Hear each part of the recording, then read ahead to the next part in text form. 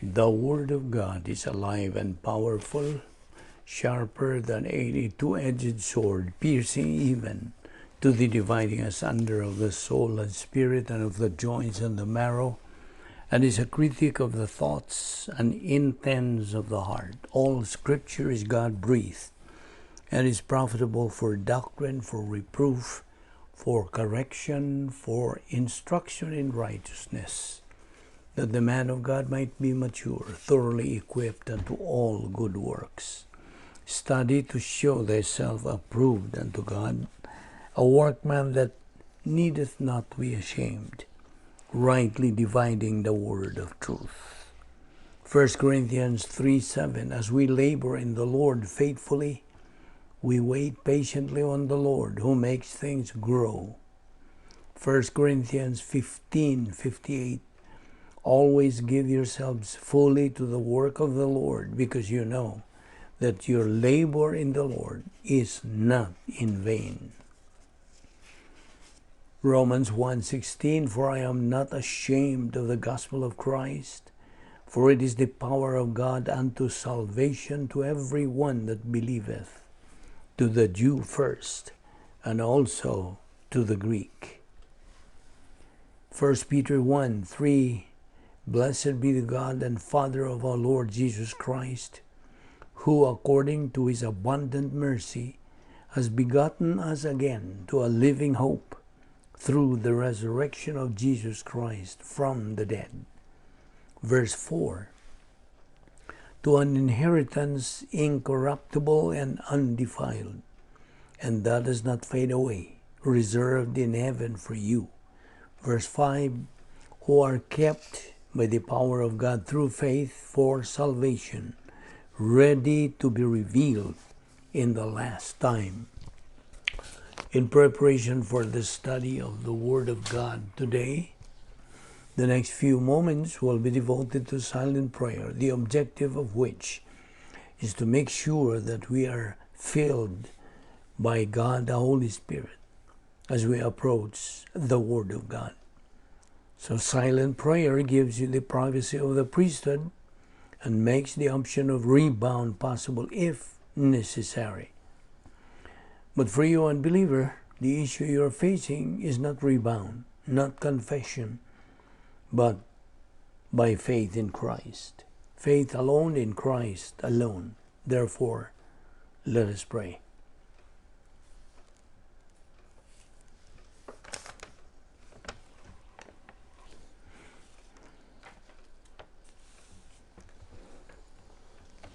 We thank you, Father, for your wonderful sense of humor, for your faithfulness, for your relaxed mental attitude toward us because of grace.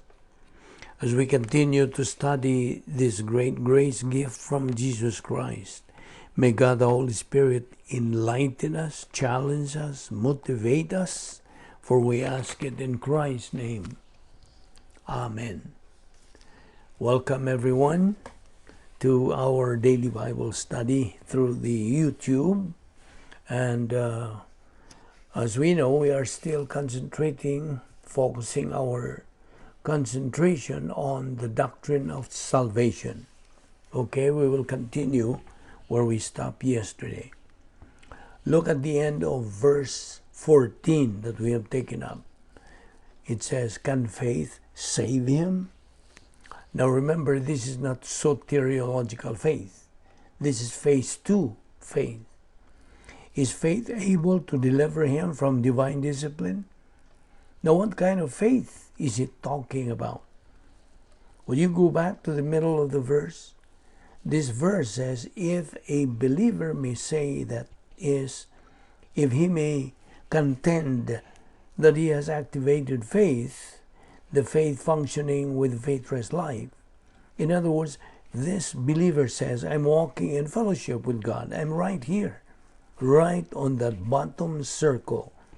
He says this, but the characteristics of his life is he does not have the production of divine good. That is, he does not have, it simply says he does not have works. What it means is, he does not have good works. he does not have the production of divine good.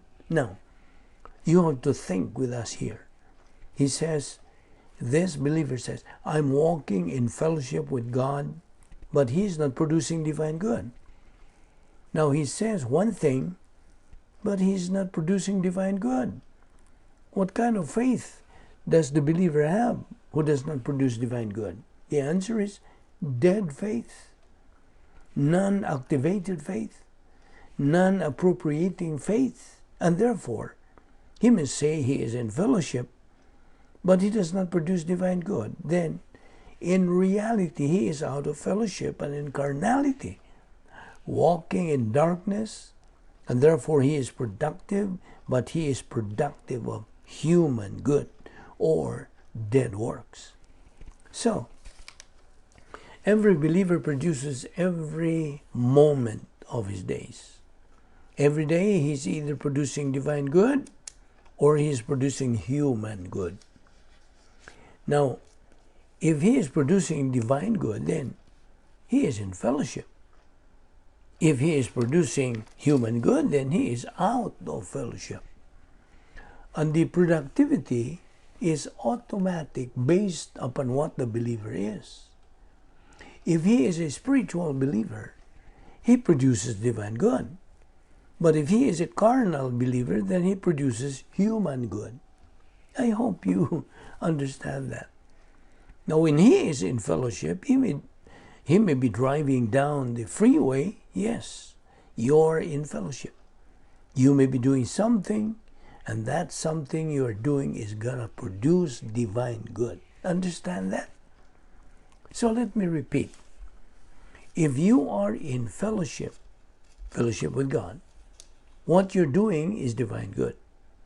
While if you are out of fellowship, what you're doing is human good. Now, switching back to the Doctrine of Salvation, God is presenting a stimulus of the gospel message to unbelievers. Unbelievers are warned of the horrible consequence of rejection of Christ, which is the lake of fire, the eternal fire. Now, there are kinds of things that cause tremendous maximum pain to members of the human race. One is physical pain caused by fire, by burning. That is intense. The other one is emotional pain caused by loneliness. You know, the greatest emotional pain that people suffer in life is loneliness. Do you think God does not know how to judge unbelievers? What's the lake of fire is going to be? They are in the blackness of darkness forever. Total isolation of loneliness, burning in fire. What a combination. 2 Peter chapter 2 says, you know, God knows how to punish the ungodly. And there's a whole big conditional clause there in 2 Peter chapter 2. And it also says, God also knows how to deliver the believer out of temptations. Don't underestimate God, either in His capacity to punish or in His capacity to impute grace, blessing. So don't toy around with the Word of God on your life as a believer. You go with the Word. You watch what God does for your life. Your life would become so fabulous. It would become so wonderful that you would look around on people who are indifferent and lethargic toward the Word, and you want to kick them on the butt. And you would tell them, wake up, you jerk. The Word is wonderful. Get your butt to class and start learning and grow up. Put your butt down on a chair so your brain can absorb something valuable. Now let us review. The believer who is in fellowship with God automatically produces divine good. And he is not under divine discipline. Okay? Here is a believer who says he is in fellowship, but actually he is not. Now, what kind of faith does the believer out of fellowship have? The answer? A dead faith, a non-appropriating faith, a deactivated faith. Now, the question at the end of verse 14, can that dead faith deliver the believer from divine discipline? No, it cannot.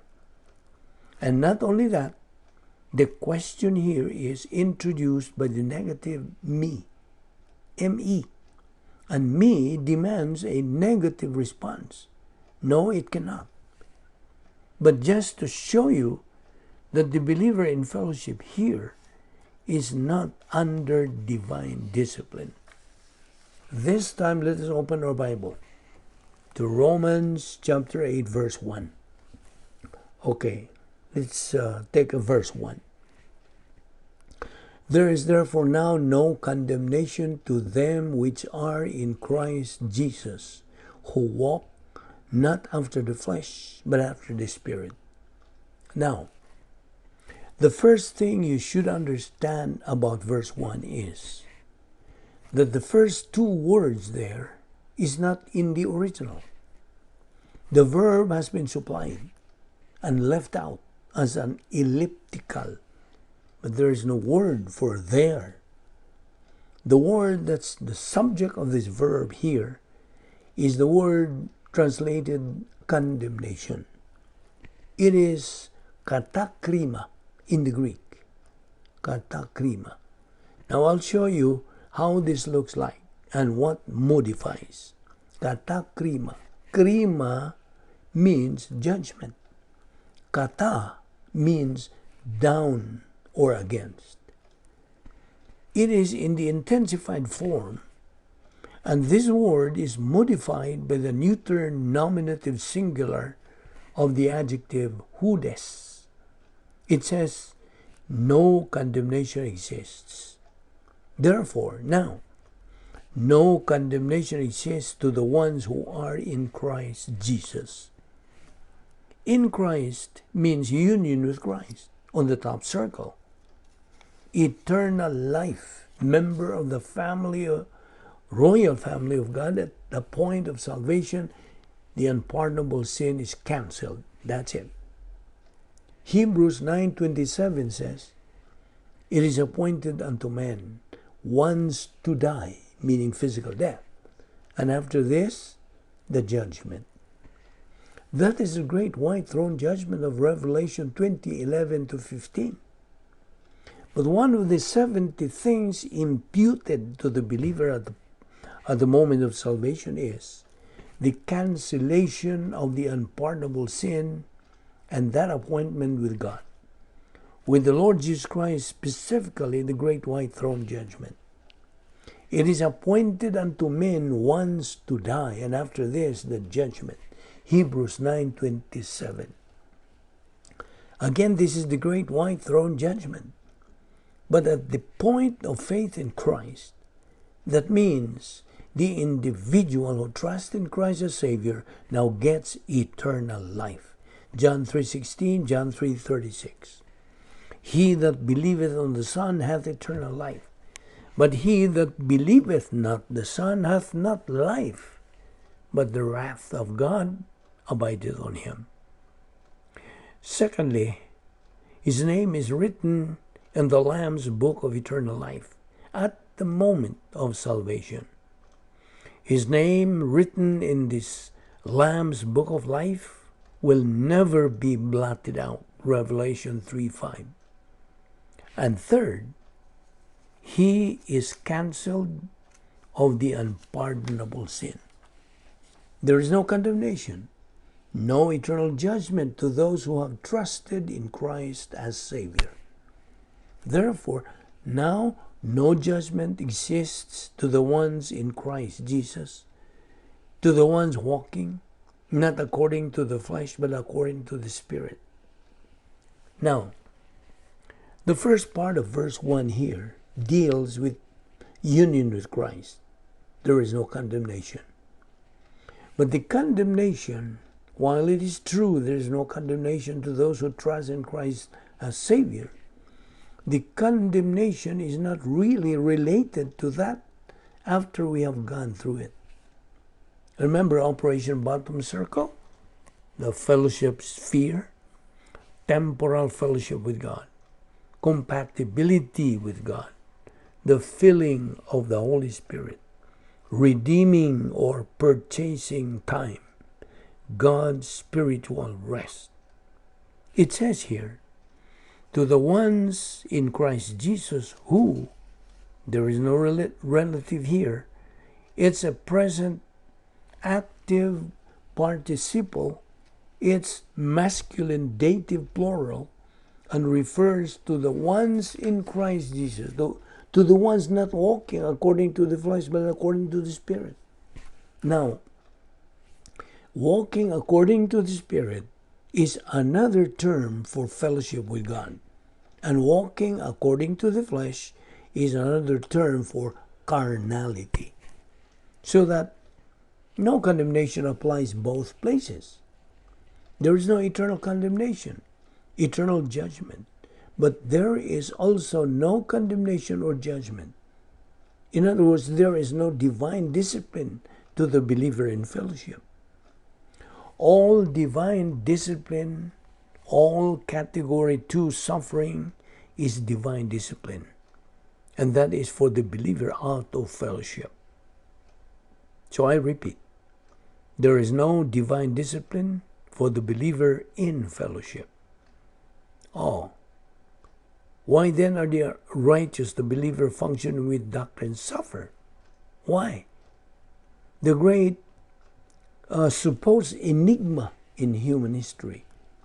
There are commentaries that had been written on the book of Job.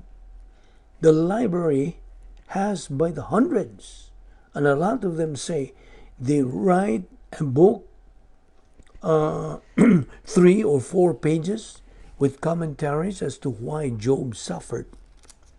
Did you ever read the book? Why do believers suffer?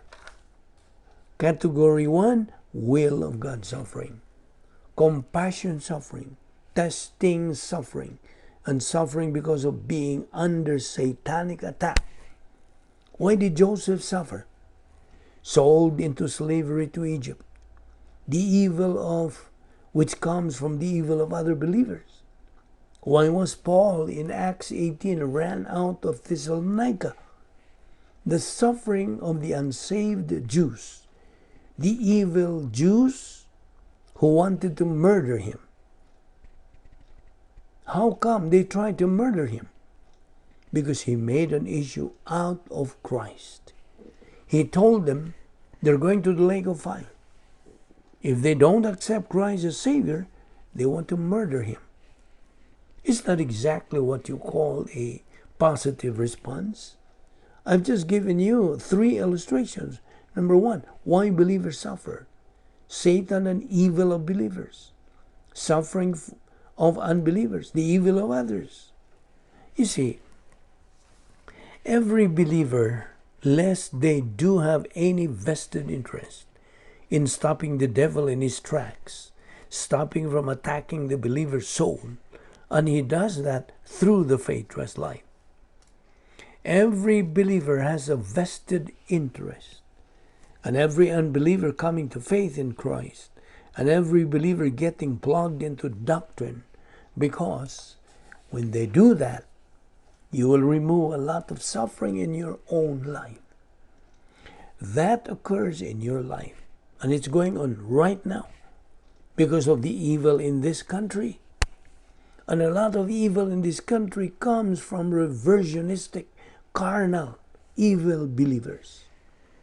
The innocent suffer with the guilty. They cannot just crawl into a cocoon and say, I'm not going to be affected by anybody. Romans 14:7 says, no man lives to himself, and no man dies to himself. You are affected by it. By the way, to handle it is with doctrine. Just make the Word of God your life, and watch what happens. One of the wonderful things that will happen to you is you get good and angry in life. That's be angry and sin not. Ephesians 4:26, called righteous indignation. You will get angry at the evil of others, but you also know how to go about on problem solving and the problem prevention. And its better experience is not the best teacher. Doctrine is. Better to learn about people from doctrine than it is till they get burned by evil people in life. You can be protected against being burned by evil people in life if you get doctrinally smart. And the statements that Job makes in the book is talking about the dead are better than the living. That's not true of unbelievers. That's true on believers. And Job knows doctrine. And at the end of the book, whom did God command? Job. What does it mean? The dead are better than the living. Dead believers have gone to paradise. There's no suffering. The reason the dead are better than the living is because Job, as a believer on the face of the earth, in phase 2, is suffering. Believers who have gone to paradise don't suffer anymore. That's what it means by that statement. Did you understand? There is no discipline for the believer in fellowship. How can you avoid discipline in life? Very simple. Just function with the faith rest life. And that is also how a believer automatically produces divine good. Here we end our discussion on this particular doctrine. Let us pray. Heavenly Father, we thank you for that so great salvation. We thank you for sending to us your only begotten Son and for becoming our substitute in paying for our sins. And now as your children, we pray that you will guide us in our Christian life, that we may be able to attain our spiritual goal, which is spiritual maturity, the capacity stage, capacity for life, capacity for blessings, thus glorifying you to the maximum. You deserve all the honor, all the respect, the love, the adoration, the worship, all the praises. All these we ask in Christ's name. Amen.